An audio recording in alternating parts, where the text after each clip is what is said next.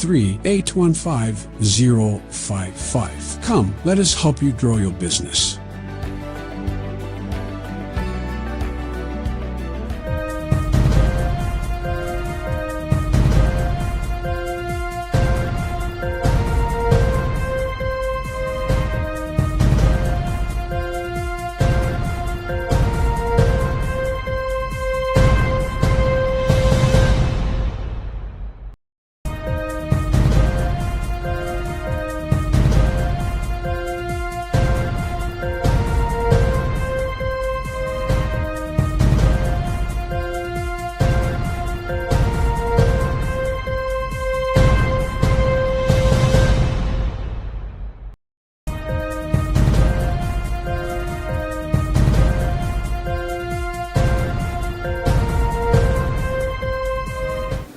Good afternoon and thank you for joining us for our news updates. My name is Tandi Wenzumara.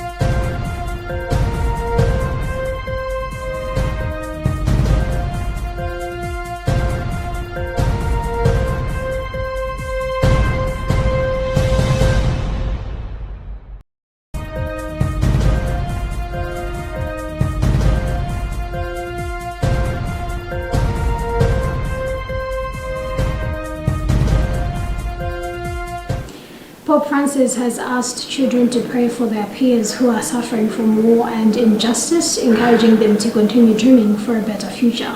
Some 50,000 children hailing from several countries around the globe gathered for the first World Children's Day in Rome's Olympic Stadium on Saturday afternoon to meet Pope Francis and reflect with him on their importance in the world's future.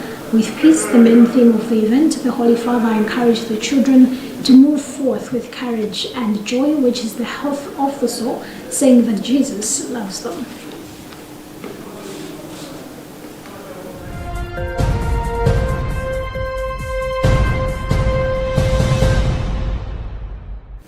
Minister of Finance Simplex Chichola Banda has described the ongoing African Development Bank AFDB annual meeting as a chance for Malawi to lobby for increased funding towards production areas such as agriculture, tourism, mining and energy.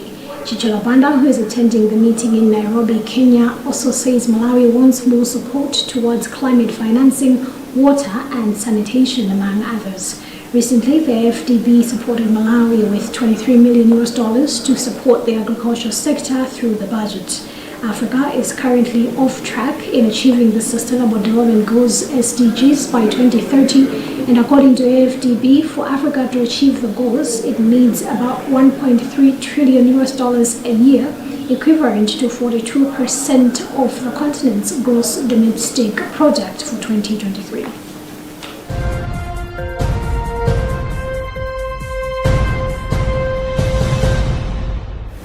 Victims of the recent floods in Mangochi are holding demonstrations in the district aimed at forcing government to open the Liwonde barrage on Shire River.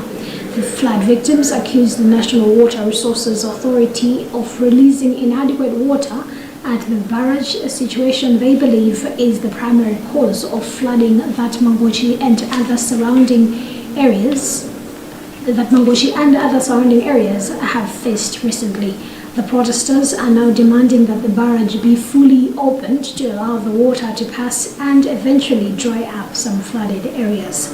Hundreds of people are homeless along the lake shore after the rising of water levels in Lake Malawi and Shire River.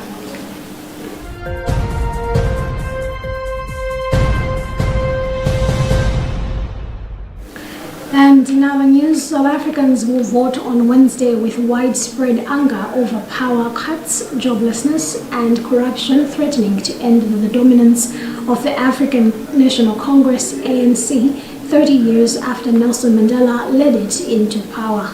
At no point since world media beamed iconic images of black South African voters queuing to cast ballots for the first time following the end of the white minority rule has the ANC looked so likely to lose its parliamentary majority.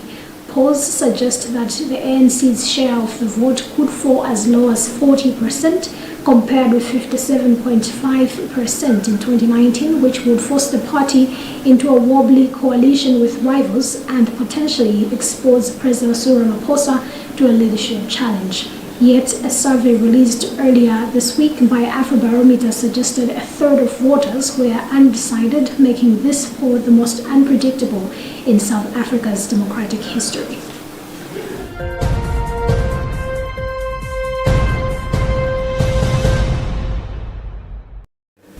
And that's about what we had time for in this edition of our news updates. My name is Tandy Wemzumara. Good afternoon.